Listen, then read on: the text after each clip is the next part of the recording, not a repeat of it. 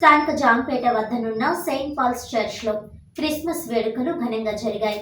దైవ వర్తమానికులు యేసుక్రీస్తు చూపిన ప్రేమ, కరుణ మార్గాన్ని అందరూ అనుసరించాలని క్రిస్మస్ సందేశాన్ని అందించారు.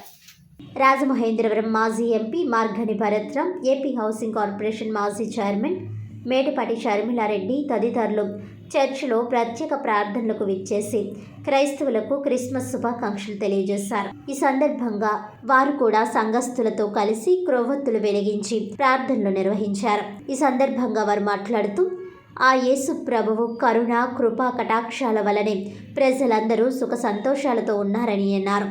ఆయన చూపిన మార్గంలో పయనించడం ద్వారా తోటి వారికి సహాయ సహకారాలు అందిస్తూ ముందుకు సాగాలని ఆకాంక్షించారు.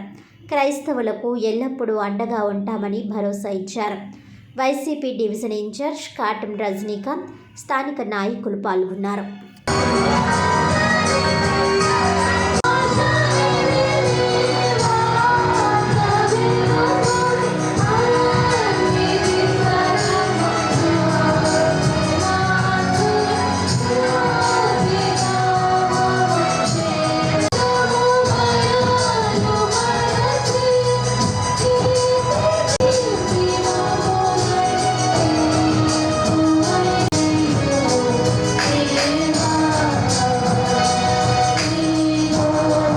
జీవితాల్లో వెలుగుగా మన కొరకు వచ్చాడు.